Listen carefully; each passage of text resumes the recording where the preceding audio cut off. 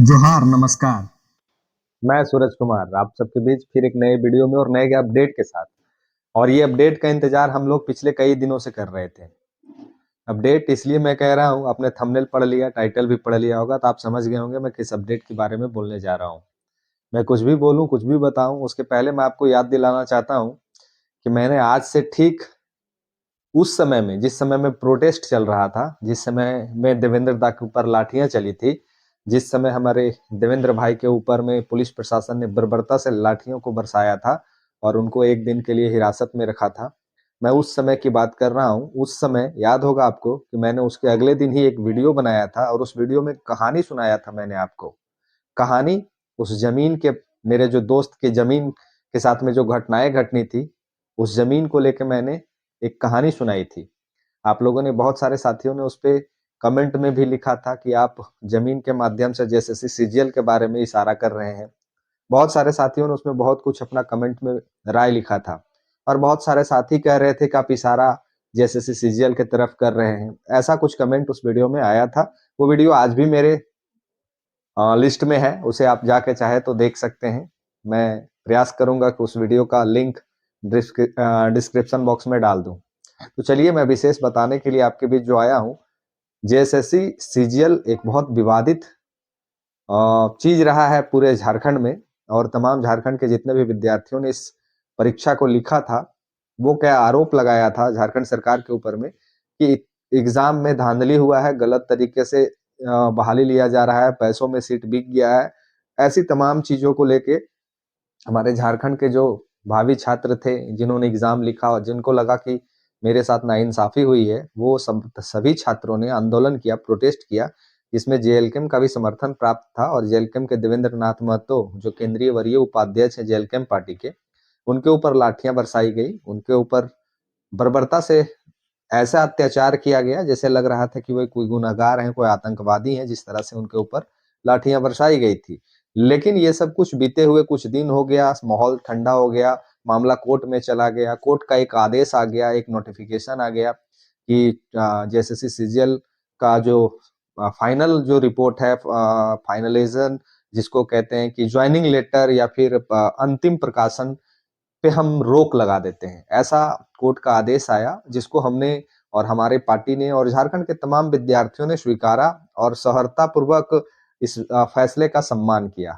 लेकिन कल हमारे झारखंड में सीआईडी की जो टीम है, जिसको जांच का जिम्मा सौंपा है हमारे माननीय मुख्यमंत्री जी ने, हेमंत सोरेन जी ने, जेएमएम पार्टी ने, जिनको सीआईडी के टीम को जिम्मा सौंपा था जांच करने के लिए, उन्होंने अपना रिपोर्ट सबमिट किया है। और उस रिपोर्ट में ये साफ साफ उन्होंने कह दिया है, जो पहली रिपोर्ट उन्होंने सौंपी है, उस पहली रिपोर्ट में उन्होंने साफ साफ कह दिया है कि किसी भी तरह से कोई भी धांधली इस एग्जाम में नहीं हुआ है। जो भी एग्जाम हुआ है वो सही सलामत हुआ है। जो भी विद्यार्थी पास किए हैं वो सही ढंग से किए हैं। और जितने विद्यार्थी उसमें पास किए हैं, उसमें ज्यादातर विद्यार्थी आदिवासी मूलवासी हैं।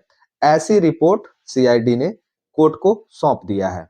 अब मैं ये बात आपको इसलिए बता रहा हूँ, इस कहानी, मेरे उस वीडियो से इस कहानी का क्या तार जुड़ा है वो मैं आपको बताने आया हूँ। मेरे उस वीडियो में हमने जरूर उस कहानी को आपके बीच रखा था, लेकिन मैंने भी उस जेएसएससी सीजीएल को लेके ही, उस वीडियो के आधार बना के ही मैंने आप तक बात को पहुंचाई थी। उस समय में आप जाकर उस समय का वीडियो मेरा देख सकते हैं। मुझे पहले ही अंदेशा हो गया था कि ऐसी कुछ घटनाएं घटते दिखेगी आने वाले समय में, और वैसा ही हुआ भी। झारखंड सरकार ने जिस सीआईडी जांच कमेटी को आदेश दिया था जांच करने के लिए, उन्होंने अपना जांच का रिपोर्ट सौंप दिया है। और उस जांच में स्पष्ट रूप से यह कह दिया गया है कि किसी भी प्रकार का कोई भी धांधली इस एग्जाम में नहीं हुआ है। तो संभवतः जो 22 तारीख को हमारे कोर्ट का जो आदेश आएगा, कोर्ट कानून और किसी भी तरह की कोई भी न्यायालय साक्ष्य के आधार पर चलती है, गवाहों के आधार पर चलती है, सबूतों के आधार पर चलती है। तो कोर्ट के सामने में जब आपके पास कोई सबूत है ही नहीं, जब आपके पास कोई साक्ष्य है ही नहीं, तो कोर्ट ऐसे सिर्फ प्रोटेस्ट आप करिएगा, लाठी आप आंदोलन कीजिएगा, आप किसी भी तरह का प्रोटेस्ट कीजिएगा या फिर आंदोलन कीजिएगा या फिर कोई कुछ भी कीजिएगा, धरना प्रदर्शन कीजिएगा, रोड जाम कीजिएगा, तो कानून इसके सहारे आपके पक्ष में फैसला थोड़ी कर देगी। कानून साक्ष्य मांगती है, सबूत मांगती है, प्रमाण मांगती है। और हमारे जो कोचिंग संस्थान के जो संचालक हैं, जितने भी, जेएमएम सरकार ने उनके ऊपर आरोप लगाया है कि ये लोग अपना रोटी सेकने के चक्कर में स्टूडेंटों को बरगलाया है और स्टूडेंटों को बरगला के ये तमाम घटनाओं को अंजाम दिया है। क्योंकि इनके पास अगर कोई साक्ष्य होता तो सीआईडी टीम के समक्ष ये लोग पेश करते हैं। इनके पास किसी भी तरह का कोई भी प्रमाण, कोई भी साक्ष्य है ही नहीं। ऐसा मैं नहीं कह रहा हूं, ऐसा सीआईडी की टीम ने जांच रिपोर्ट में सौंपा है न्यायालय के समक्ष। और इस विषय में हमारे माननीय मुख्यमंत्री हेमंत सोरेन जी ने स्पष्ट रूप से कोचिंग संचालकों के ऊपर एक बहुत बड़ा सवाल खड़ा कर दिया है कि ये कोचिंग संचालक जितने भी हैं, चाहे अब कोचिंग संचालक कौन है, कोचिंग संचालक जिन्होंने केस किया है, कोचिंग संचालक में जिनका प्रमुखता से नाम आएगा वो कौन है, कुणाल कुमार सिंह, प्रकाश पोद्दार और 2-3 जो शिक्षक हैं, उन्होंने केस किया है। और इन्होंने वाहवाही भी लूटी थी। कब इन्होंने वाहवाही लूटी थी? जब कोर्ट का स्टे ऑर्डर आया था, एग्जाम प्रकाशन पे रोक लगा दिया गया था। इस समय इन्होंने कहा था कि हमारी जीत हुई है, हमारा मेहनत रंग लाया है, हमने स्टूडेंटों के छात्र के लिए न्यायालय में अपना पहला जीत हासिल कर लिया है।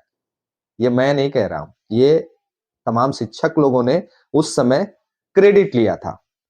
अब इन्होंने जब कोर्ट न्यायालय के समक्ष में सबूत को पेश नहीं कर पाए, जब इन्होंने सीआईडी टीम के समक्ष में साक्ष्य को नहीं रख पाए, तो क्या ये अपनी गलती को भी स्वीकारेंगे? जिस तरह से इन्होंने क्रेडिट लिया था उस समय, जिस समय कोर्ट का आदेश आया था कि रोक दिया जाता है एग्जाम को, क्या अब ये तमाम शिक्षक संस्थान के शिक्षक अपनी गलती को भी स्वीकारेंगे कि हमने गलत किया स्टूडेंटों के साथ में? मेरा बताना मकसद है, मेरा किसी भी चीज के ऊपर टिप्पणी करना कोई मकसद नहीं है। मेरा चीज है आपके तक बातों को रख देना। आप क्या समझते हैं कमेंट कीजिएगा। ना ही मेरा मकसद है जैसे स्टूडेंटों के पक्ष में किसी बात को रखना, और ना ही मेरा मकसद है जिन स्टूडेंटों ने पास करके ज्वाइनिंग लेटर वो लेंगे उनके पक्ष में बात रखना। मैं आपको वो तमाम घटनाएं याद दिला रहा हूं जो पिछले कुछ दिनों में घटित हुई हैं।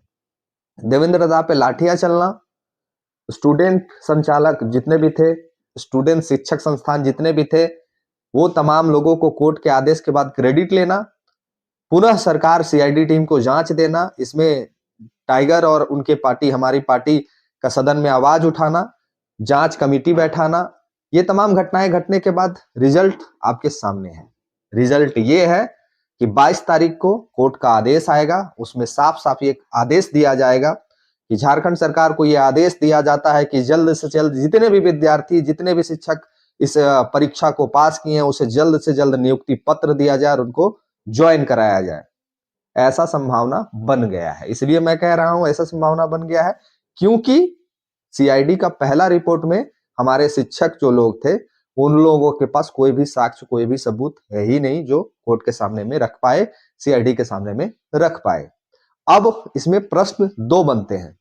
दोनों प्रश्न मैं आपसे करना चाहता हूं। पहला प्रश्न, क्या देवेंद्र नाथ महतो के ऊपर जो लाठियां चली और जो क्या देवेंद्र नाथ महतो ने जो आंदोलन किया, आंदोलन के रास्ता को अपनाया था, क्या वो सही था? अगर आप उनके साथ जाते, आंदोलन का रास्ता को अपनाते, तो क्या वो सही होता? पहला। दूसरा प्रश्न कि शिक्षक संस्थानों ने जो क्रेडिट लिया स्टे लगने के बाद, कोर्ट के आदेश आने के बाद, क्या वो शिक्षक संस्थान तमाम स्टूडेंटों से मीडिया में आके, जैसे क्रेडिट का वाहवाही लूटे थे, मीडिया में आके क्या वो तमाम शिक्षक लोग स्टूडेंट से माफी मांगेंगे कि हमारी गलती थी, हमारे पास कोई प्रमाण, कोई सबूत नहीं था, हमने आपको बरगलाया? ऐसा रिपोर्ट है, ये ऐसा मैं नहीं कह रहा हूं। बाकी कमेंट करके राय दीजिएगा। वीडियो अच्छा लगे तो लाइक कर दीजिएगा, दूसरे लोगों तक पहुंचाइए शेयर करके। और ये होना है जो मैंने एक लगभग 20-25 दिन पहले ही बता दिया था आपको, जो आज हो रहा है।